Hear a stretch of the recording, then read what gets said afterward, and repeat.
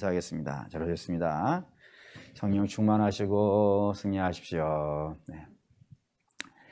예레미야 14장은 예레미야가 하나님께 기도를 하였고 하나님께서 그 기도에 응답하시는, 그래서 기도하고 또 그 기도에 응답하시는 그 대화 형식으로 되어져 있는 기도문입니다. 근데 이 예레미야가 기도를 하게 된 것은 이 가나안 땅에 가뭄이 발생했기 때문이라고 되어 있어요. 근데 이때 일어난 가뭄이 얼마나 심각한 가뭄이었는지를 4가지 이야기로 설명을 하는데, 그 첫 번째는 뭐냐면 귀인이라 그랬으니까 뭐 귀족이나 또 우리식으로 말하면 양반쯤 될 거예요. 그 양반이 자기 종에게 가서 좀 물을 구해와라 라고 이렇게 명을 한 겁니다. 그래서 이제 종이 물을 기르러 이제 다니지 않겠어요.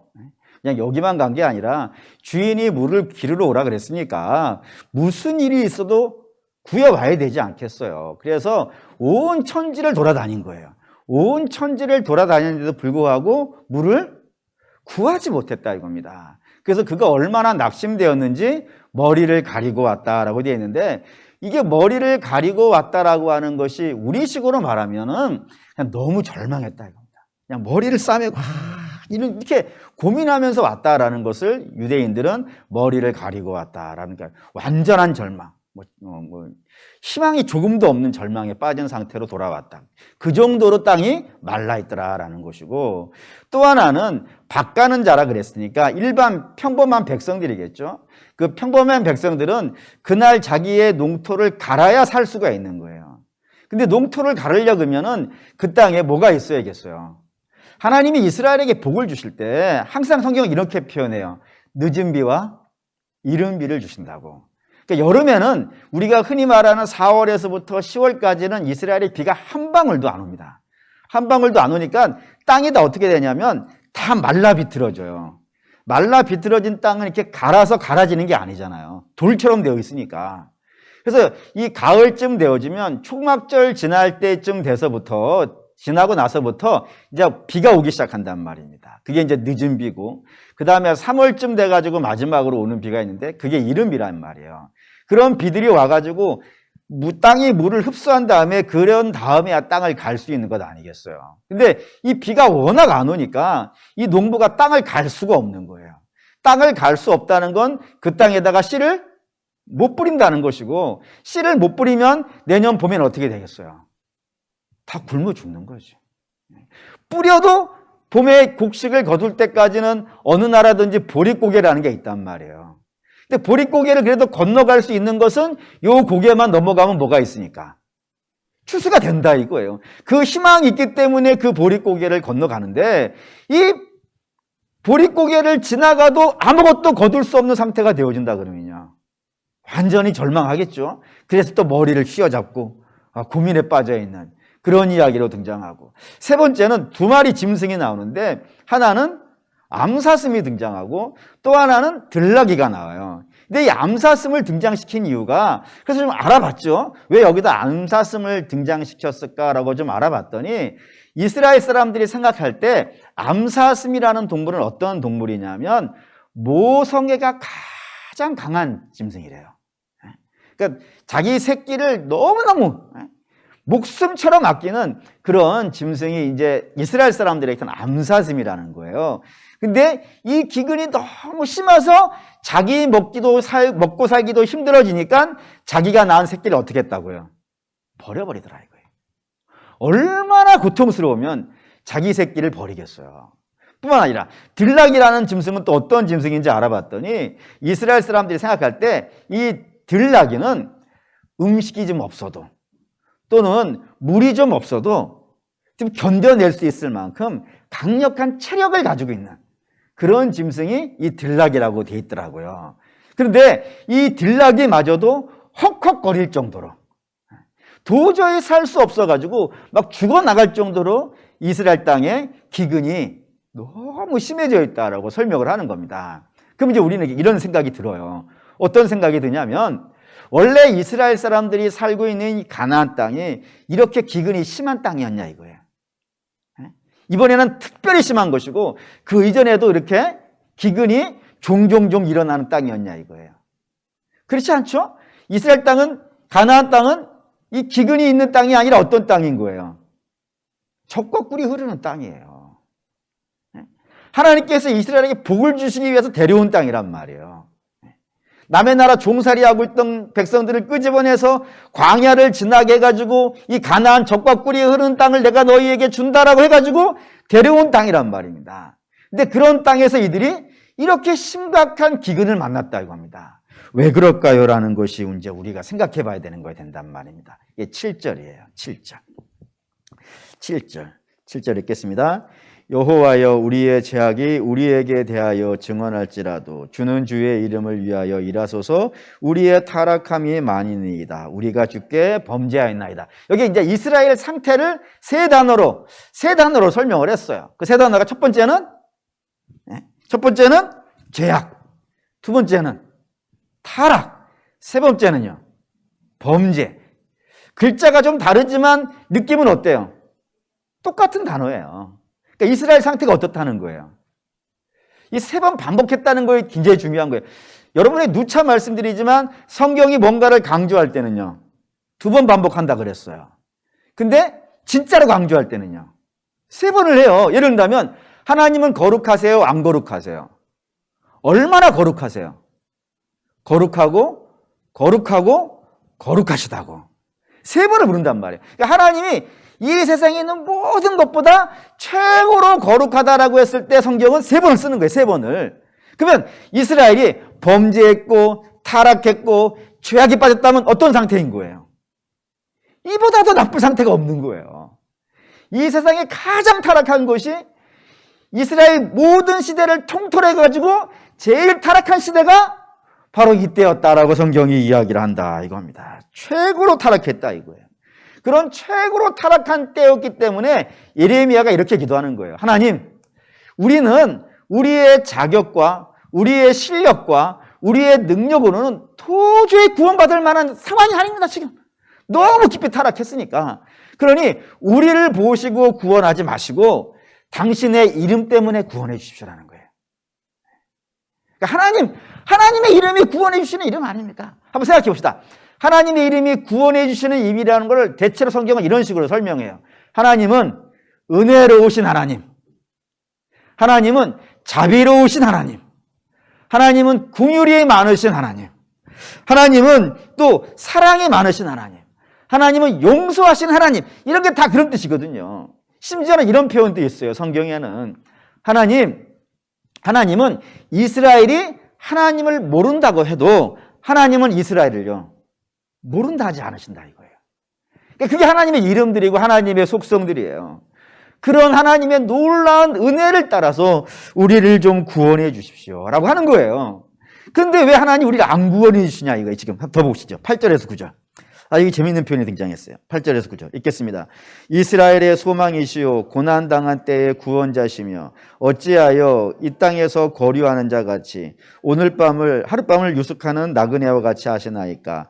어찌하여 놀란 자 같으시며 구원하지 못하는 용사 같으시나이까. 여호와여 주는 그래도 우리 가운데 계시고 우리는 주의 이름으로 일컬음을 받은 자이오니 우리를 버리지 마옵소서. 하나님 우리를 당신의 이름으로라도 우리 좀 구원해 주셨으면 좋겠습니다. 그런데 왜 우리를 안 구원해 주십니까?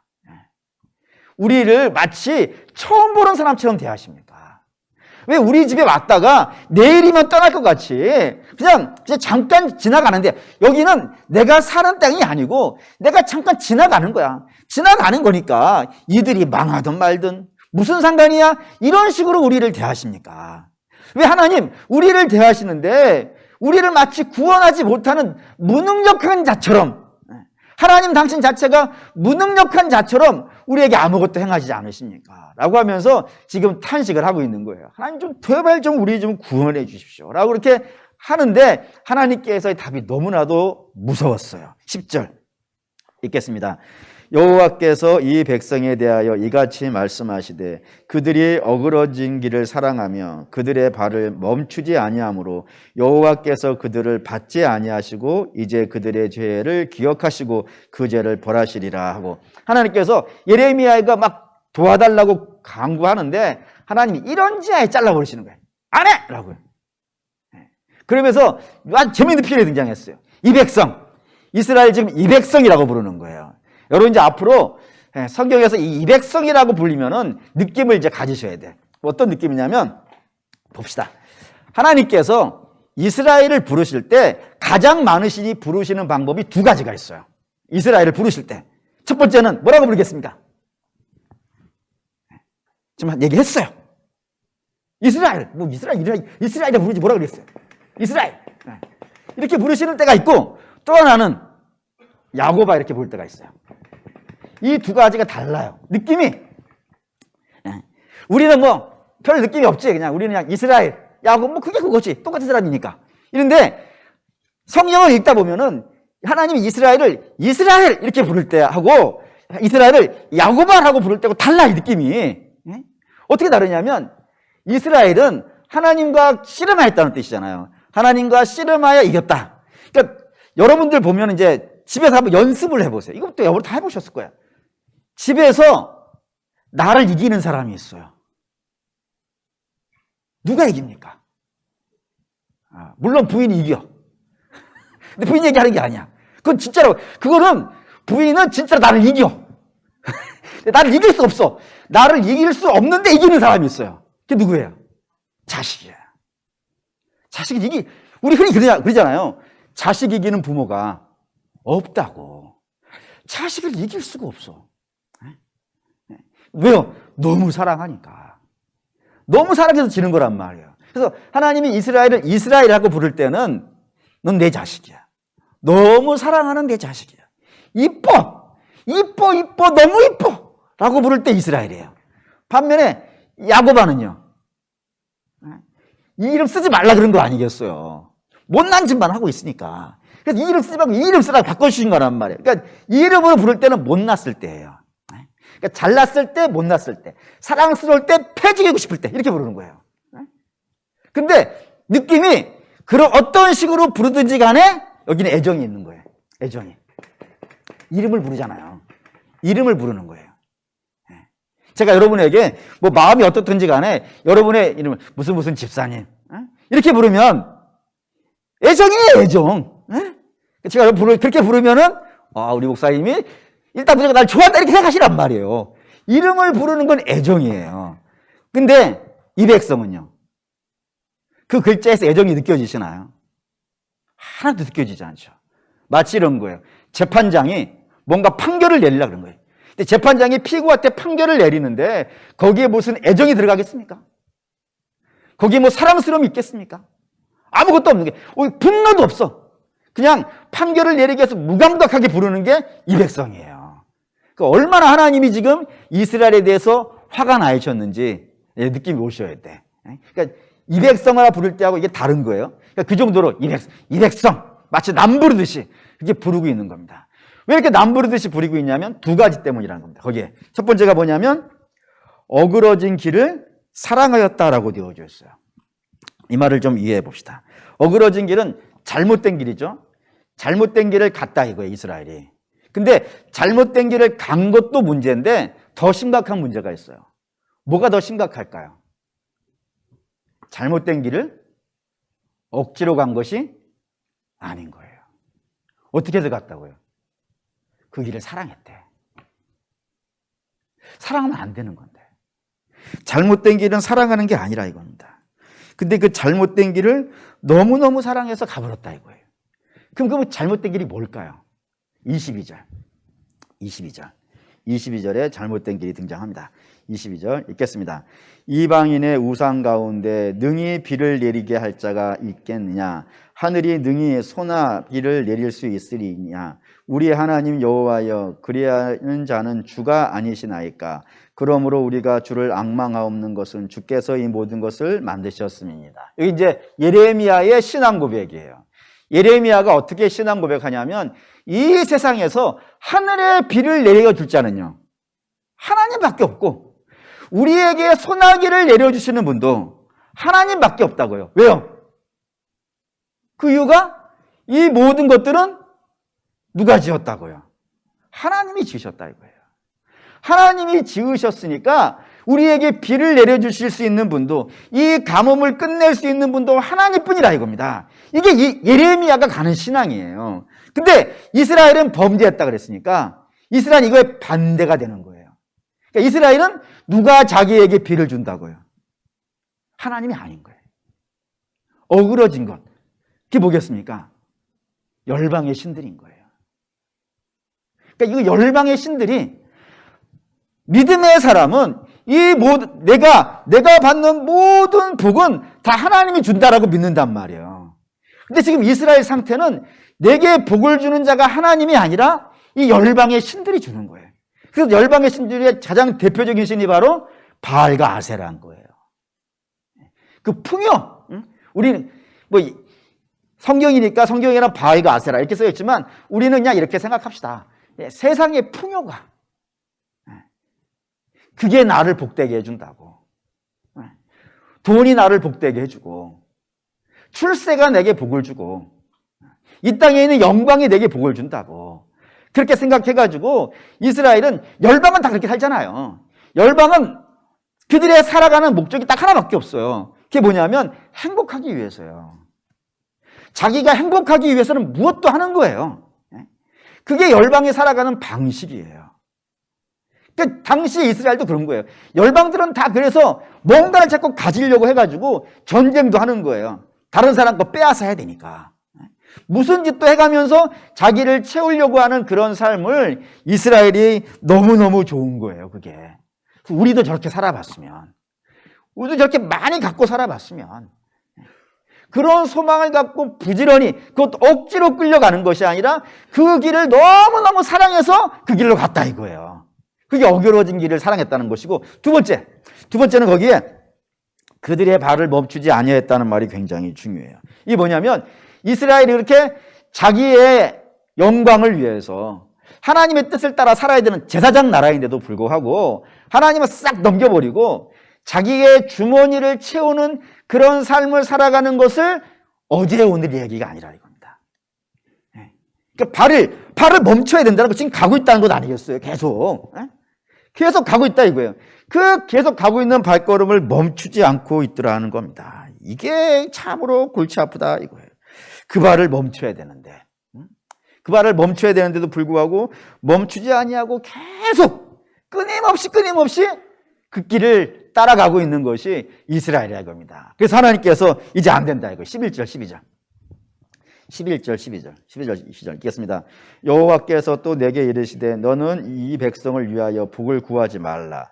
그들을 금식할지라도 내가 그 부르짖음을 듣지 아니하겠고 번제와 소제를 드릴지라도 내가 그것을 받지 아니할 뿐 아니라 칼과 기근과 전염병으로 내가 그들을 멸하리라.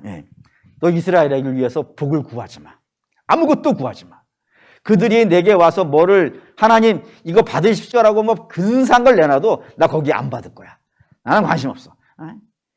하나님이 그렇게 지금 이야기하고 있다 이겁니다. 내가 완전히 얘네들 이제 내 끝낼 거야 라고 말씀하시는 거예요.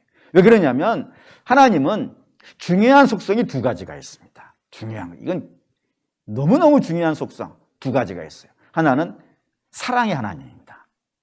하나님은 우리를 사랑하시는데 얼마만큼 사랑하세요? 아들을 내어주실 만큼 사랑하세요. 이처럼 사랑하사 독생자를 주셨으니, 이런 식으로 되는, 하나님 그런 사랑이 있으신 분이에요. 근데 하나님은 이것만 있는 분은 아니에요. 하나님은 또 하나의 속성이, 중요한 속성이 있어요. 그게 뭐냐면 정의와 공의예요. 죄를 용납하지 않으세요.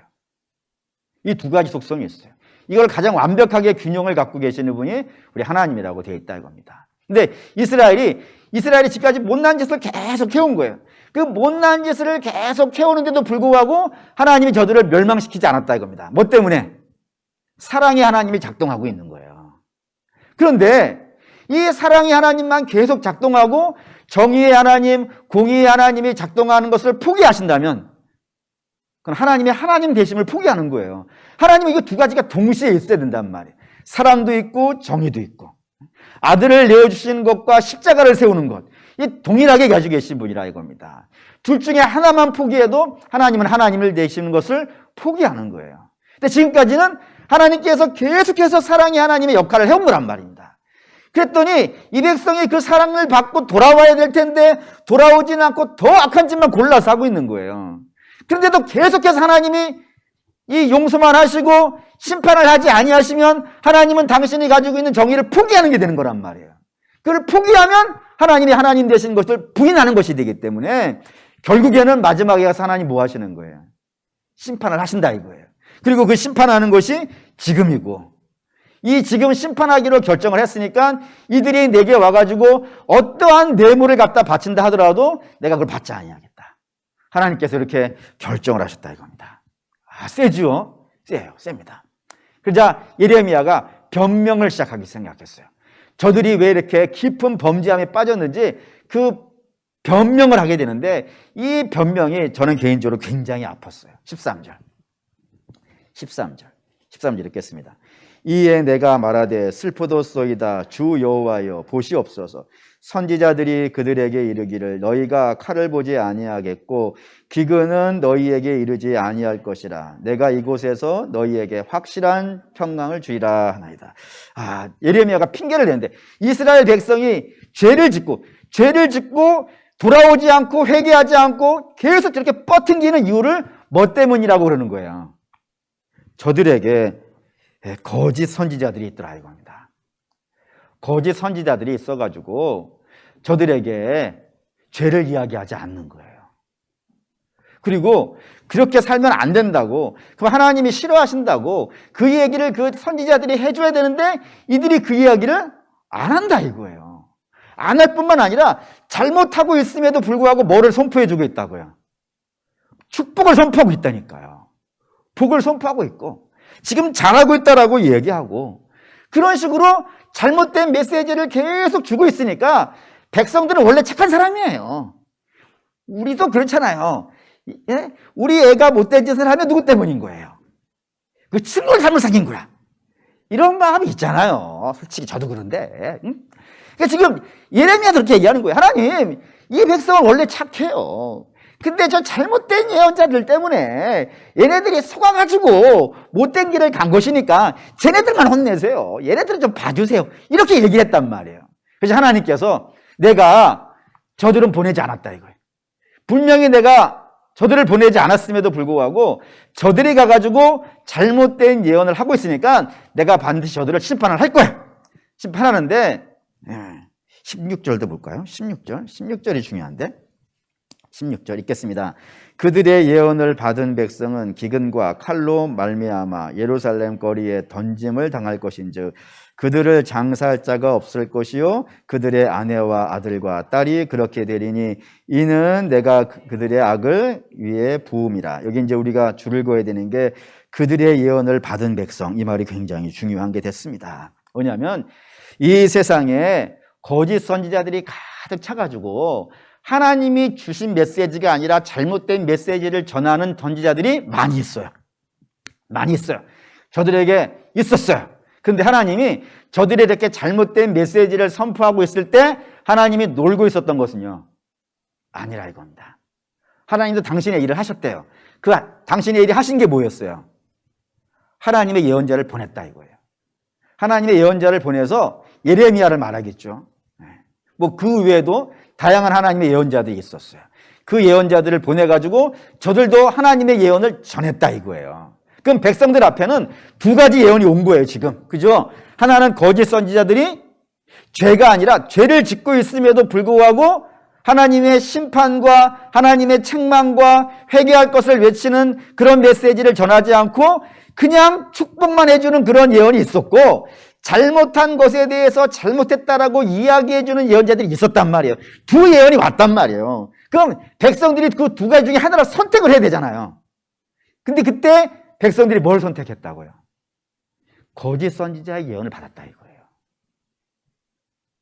그거는 저들이 속은 것 이전에 어떻다는 거예요? 그거를 좋아한다 이거예요.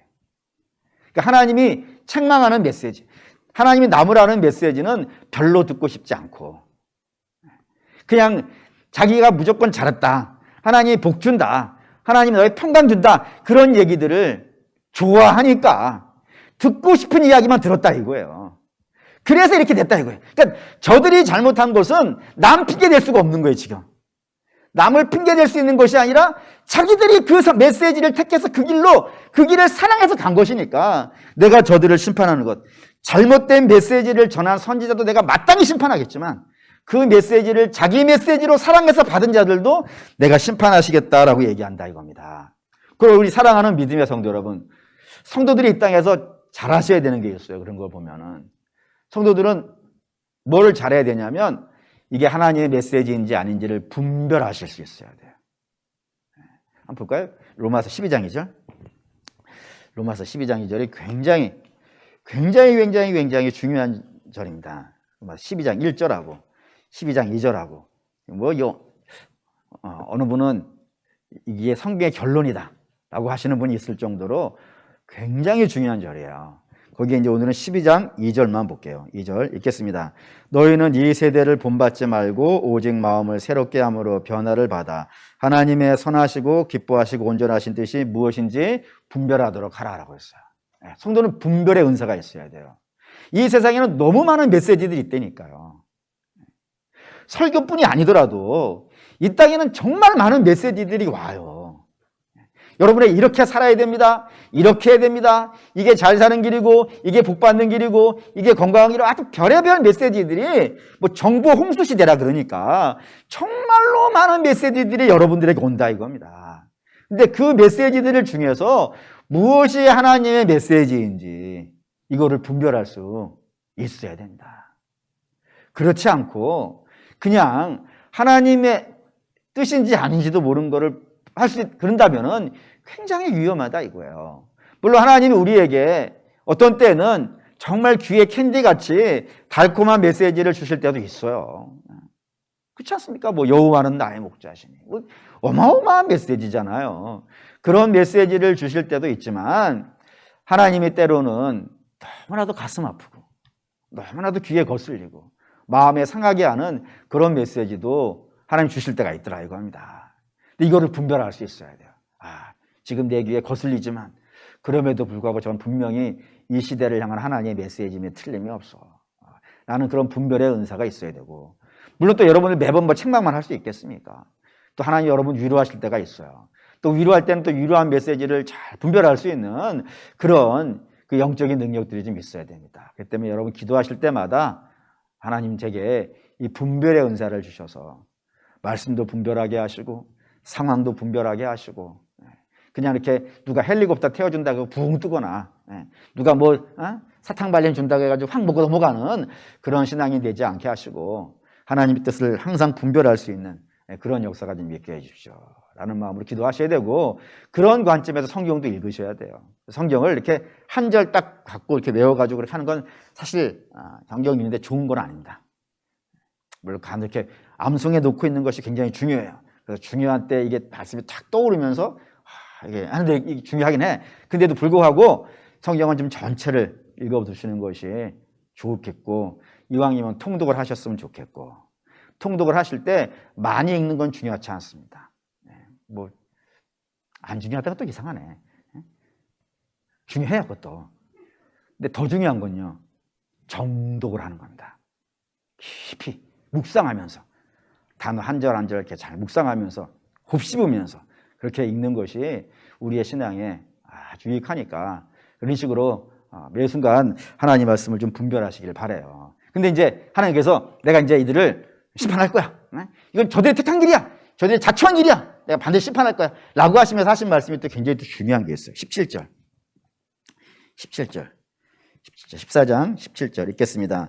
너는 이 말로 그들에게 이르라. 내 눈이 밤낮으로 그치지 아니하고 눈물을 흘리리니 이는 처녀딸 내 백성이 큰 파멸 중한 상처로 말미암아 망함이니라. 지금 얘가 쭉 들어오기는 이스라엘이 범죄했고 하나님은 그 범죄에 대해서 심판하고 있는 중이에요. 그러면 그림상으로 본다면 백성들은 하나님 앞에서 좀 벌벌벌 떨고 있어야 될 것이고 하나님은 무서운 눈을 뜨고 막 레이저 광선을 쏠 만큼 눈을 불 아래 뜨고 막 인상을 쓰면서 막 뭐라고 하셔야 되는 그림이 그려져요. 근데 오늘 성경은 그런 그림이 아닌 거예요. 하나님 뭐 하고 계시다고요? 우신다 이거예요. 벌을 내리시면서 우신다고요. 얼마만큼이요?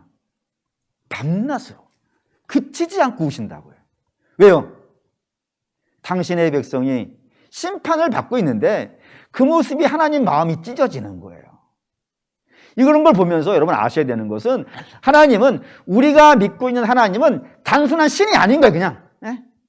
물론 하나님 신이 맞아. 신이 맞긴 하지만 우리가 일반적으로 알고 있는 이 세상에 그런 신이 아닌 거예요. 우리가 믿고 있는 하나님은 어떤 분인 거예요? 아버지인 거예요. 아버지. 부모인 거예요. 부모. 당신의 백성들에게. 마치 이런 겁니다. 못난 자식이 하나가 있어요. 이 못난 자식이 잘못을 저질러가지고 이제 깜빵에 끌려가고 있는 겁니다. 깜빵에 끌려가고 있는데도 불구하고 소리 지르는 거예요. 내가 뭔 죄를 졌냐고 막 반성도 아니하고 막 소리 지르고 있는데 그 모습을 바라보고 있는 부모의 마음은 어떻겠어요? 그 찢어지지 않겠습니까? 천갈래 만갈래 찢어진다는 게 아마 그럴 때 쓰는 표현일 거라 생각이 돼요. 근데 그 마음을 누가 갖고 있는 거예요? 우리가 우리 자녀를 바라보면서 이 못난 자식, 좀 똑바로 가줬으면 좋겠는데 이렇게 엉뚱한 짓만 하고 있는 그런 자식 보면서 혼내잖아요. 혼내면서도 마음이 너무너무 아픈 그런 마음을 하나님이 가지시고 하나님이 이렇게 우시고 있는 겁니다. 그렇습니다. 그 사랑하는 믿음의 성도 여러분, 우리가 신앙생활 하면서 이 마음을 좀 알았으면 좋겠어요.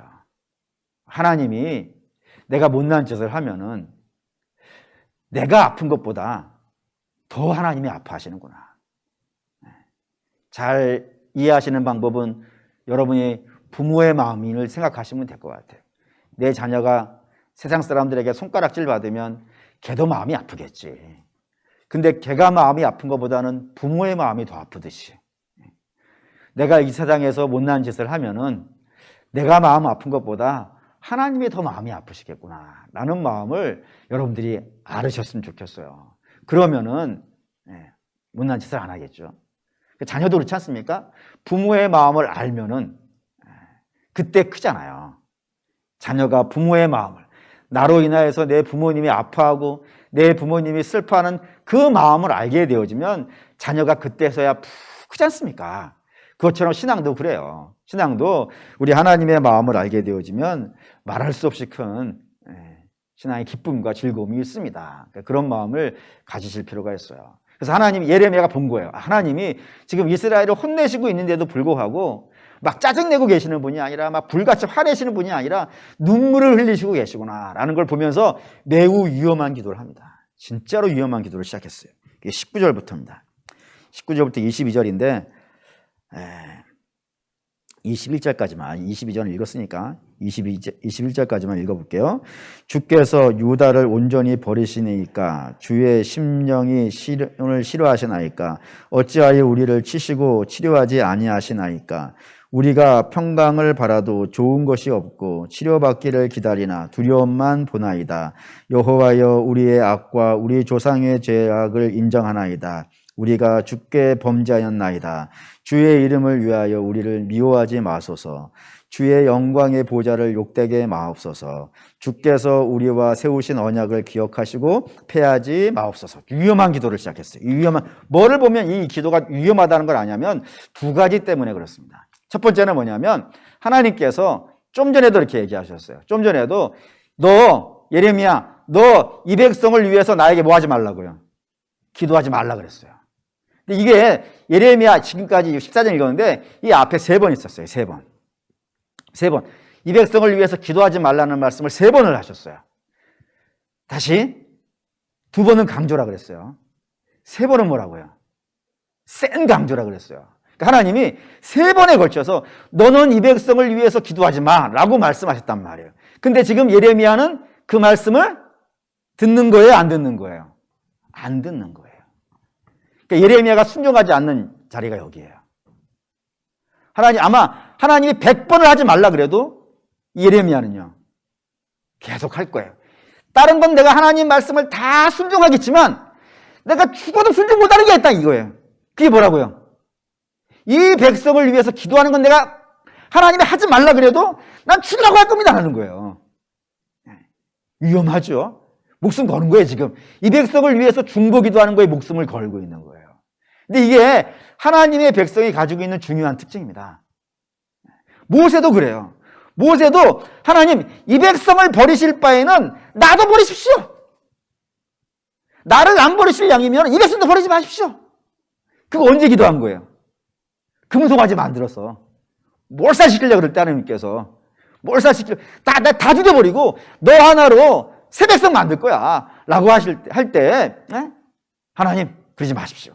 이 백성 버리시면 안 됩니다. 나 버리십시오. 이렇게 기도한다 이거예요. 바울도 그래요. 바울도 하나님께서 이 백성만 구원해 주실 수 있다면 나는 버리셔도 좋습니다. 그렇게 얘기하는 거예요. 그러니까 모든 믿음의 사람들의 공통적인 특징은 내가 중보 기도하는 백성에 대해서 하나님이 야 쟤를 위해서 기도하지 마. 나 안 들을 거야. 절대로 기도하지 마. 그래도 그 말은 순종 안 하는 거예요. 그러니까 여러분도 여러분이 중보 기도하시는 분이 있다면은 그 기도 포기하지 마십시오. 내 생명이 끝날 때까지. 하나님께서 더 이상 듣기 싫으면 나 데려가시겠지. 그러니까 하나님께서 내 생명을 걷어가시는 그날까지도 마지막 숨을 내가 내뱉고 있는까지도 여러분들이 지금 중보 기도하는 분들이 있다면 포기하지 마십시오. 그게 믿음의 사람들이 가지고 있는 중요한 특징이니까 포기하지 마시고. 두 번째 위험한 기도는 뭐냐면 21절에 이런 표현이 있어요. 줄을 긋다면 우리와 세우신 언약을 기억하십시오라는 건데 이게 굉장히 위험한 기도예요. 왜 뭐 때문에 위험하냐면은 우리와 세우신 언약이 어디 있을 것 같으세요? 28장, 신명기 28장 찾읍시다. 신명기 28장. 여기에 하나님께서 이스라엘과 맺으신 언약이 등장을 해요. 이 언약이 굉장히 위험해요. 1절, 28장 1절. 28장 전체가 다 언약 계약서인데 28장 1절을 읽을게요. 28장 1절. 신명기 28장 1절 읽겠습니다. 내가 내 하나님 여호와의 말씀을 삼가 듣고 내가 오늘 내게 명령하는 그의 모든 명령을 지켜 행하면 내 하나님 여호와께서 너를 세계 모든 민족 위에 뛰어나게 하실 것이라. 방점이 어디 찍힐 것 같으세요? 세계 모든 민족 위에 뛰어나게 하실 것이라. 여기에 방점이 찍히겠습니까? 아니죠. 어디에 방점이 찍히는 거예요? 내가 내게 명령한 것을 지켜 행하면 여기에 방점이에요. 그러니까 순종을 하면 복을 준다 이거예요. 복을 쫙 그 복이에요. 밑에 쫙 그 복이에요. 그러니까 내가 내 말씀대로 하면은 이렇게 복을 받을 것이고 반면에 안 하면 15절.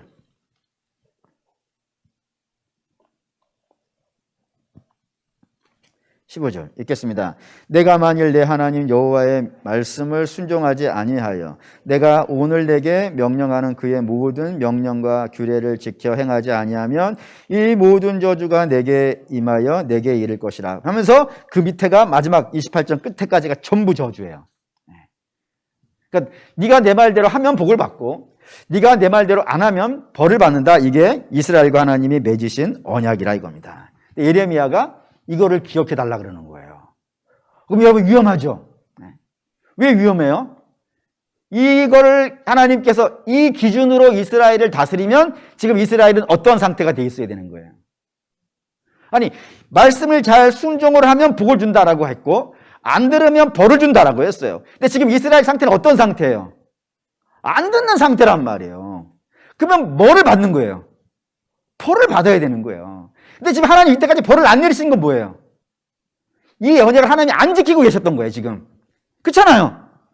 지키면 복을 받고 안 지키면 벌을 받는다 그러는데 이스라엘은 지금 안 지켰는데도 지금까지 발이 멈추지 아니하고 계속 악한 길을 가고 있는데도 불구하고 이 벌이 안 왔단 말이에요. 그럼 하나님이 이 28장 계약을 지킨 거예요, 안 지킨 거예요? 하나님 안 지키고 있었단 말이에요. 근데 지금 예레미야가 그 약속 지켜달라는 거예요. 그럼 어떻게 하라는 거예요, 지금? 그게 위험하죠. 예레미야는 하나님 우리에게 벌을 내려달라는 게 아니에요. 예레미야가 하는 기도는 하나님 우리는 약속을 안 지키지만 그래도 하나님은 지키시는 분 아니니까. 그게 얘기하고 싶은 거예요, 지금. 그러니까 하나님은 하나님 일 하십시오. 우리는 못 지켜요. 우리는 못 지키니까 이 모양인 거예요. 그렇지만 하나님은 하나님이시잖아요. 그래, 하나님은 좀 지켜주세요. 그때 그 약속 좀 기억하셔가지고 우리에게 그 약속 좀 들어주십시오라고 하는 것이 지금 예레미야의 마지막 기도로 하면서 14장이 끝나고 다음 주에 15장을 볼 예정입니다. 어떤 결론은 이렇습니다. 이스라엘은 참 어리석은 백성인 거예요. 이렇게 예언하고 이렇게 기도하고 이렇게 눈물을 흘리고 이렇게 탄식하는데도 회개하지 않아요. 끝까지 자기 고집대로 이 땅을 살아요. 그래서 그 결과가 어떻게 된 거죠? 이제 망하는 길로 가게 된다 이겁니다. 근데 이게 세상이 그래요. 세상은 자기가 틀린 줄을 몰라요. 자기가 지금 가는 길이 맞다라고 생각을 해요. 그래서 그 성경이 목이 곧다 그러는 겁니다. 그래서 자기 마음대로 그렇게 갈 거예요. 그래서 자기 마음대로 가다 보면 끝에 어떻게 되겠어요? 심판과 멸망으로 이 땅은 끝나게 될 거예요. 그러니까 이 땅은 지금 그렇게 지금 판정이 나 있는 상태예요. 그런 상태에 있는 곳에서 저와 여러분이 살고 있습니다. 그럼 어떻게 살아야 될까요? 그 얘기가 이제 오늘 우리가 결론으로 내려야 되는 겁니다. 아까 로마서 12장이죠. 너희는 이 세대를 본받지 말고 마음을 새롭게 함으로 변화를 받아 아버지의 선하시고 기뻐하시고 온전하신 뜻이 무엇인지 분별해 살라고. 우리는 그렇게 사는 거예요. 그러니까 이 세상 사람들이 다 이쪽으로 간다 해가지고 우리도 따라서 그쪽으로 가는 사람들이 아닙니다. 우리는 세상 풍조를 따라가는 사람이 아닙니다. 우리는 어떤 사람이냐면 세상은 다 이쪽으로 간다 하더라도 우리는 믿음의 길을 가는 사람이에요. 신앙의 길을 가는 사람이에요. 세상은 다 편법으로 살아요. 더 갖기 위해서 편법도 하고 못된 짓도 다 해요. 근데 성도는 그렇게 하지 않은 거예요. 그래서 제가 지금도 인생을 살면서 가장 부끄러웠던 때가 고3 때인데 그 고3 때 그 기억을 지금도 기억을 해요. 뭐였냐면 그때는 시험 보기 전에 원서를 쓰고 그리고 시험을 봤거든요. 그래서 이제 원서를 선생님이랑 이제 합의를 해가지고 원서를 쓰는데 뭐 이렇게 대학에 서울의 어느 대학을 썼어요. 그래서 이제 집에 가져갔죠. 집에 가져갔더니 우리 아버님이 이거 말고 여기를 써오라고 원서를 주시는 거예요. 좀 굉장히 유명한 대학이에요. 대통령이 나오신 대학이에요. 모르시면 말고 선생님한테 갔어요. 가서 이제 우리 아버님이 이거 써오라고 해요. 그래서 드렸죠. 선생님이 안 된다고, 떨어진다고 그렇게 얘기하시는 거예요. 그래서 그래도 아버지가 써오라 했다고, 아버지가 알아서 하실 것이니까 선생님 써주긴 하시라고 이렇게 얘기를 했어요. 창피해 죽겠어요. 그때 우리 선생님이 하신 말씀이 그거였어요. 산아, 너 예수 믿는 사람이지. 예수 믿는 사람이 이렇게 안 살아. 그럼 한마디였어요. 원서를 써주긴 하셨어요. 근데 그게 무슨 말인지 몰랐어요. 그때는 교회만 다녔지. 예수 믿는 사람은 그렇게 안 살아. 근데 그게 목사가 되면서부터 지금 점점점 세월이 가면서 그 무게가 너무 무거워요. 예수 믿는 사람은 그렇게 안 살아. 여러분, 예수 믿는 사람은 예수의 법으로 사는 거예요. 맞죠? 그럼 굉장히 용기 있어야 돼요, 여러분. 제가 믿지 않는 말이 있습니다. 니체라고 하는 철학자가 있어요. 그 철학자가 한 말이 이런 말이 있습니다. 신은 죽었다. 인간을 나약하게 하는 신을 내가 오늘 죽였다. 거기에 신은 물론 하나님이에요. 그런 말을 하는 이유가 있어요. 당시 중세의 그 시대에 기독교라는 것이 사람에게는 사람의 마음을 약하게 하는 거였어요. 근데 여러분, 기독교는 결코 약한 종교가 아닙니다. 기독교는 다윗 보고 골리앗 앞에 서라 그러는 종교예요. 굉장히 강력해요. 마르크스라는 사람은 종교는 아편이라 그랬고 그때 종교 역시 기독교예요. 근데 당시에 기독교가 사람들의 마음을 아편같이 만들었나 봐요. 그런 거 먹고 취해가지고 살라고. 천국 바라보면서 이 땅을 그냥 놀고 먹으라고. 그런 식의 신앙이 아닌 겁니다. 기독교 신앙은 항상 진리를 갖고 이 세상에 저항해 온 사람이 신앙이었어요. 끝까지 나는 이 세상을 믿음으로 가. 내 목에 칼이 들어와도, 내가 오늘 감옥에 들어가고, 내가 줄이고, 내가 매를 맞고, 내가 어려움을 당해도 나는 내 주 예수를 믿는 믿음으로 살아. 이게 기독교 신앙이거든요.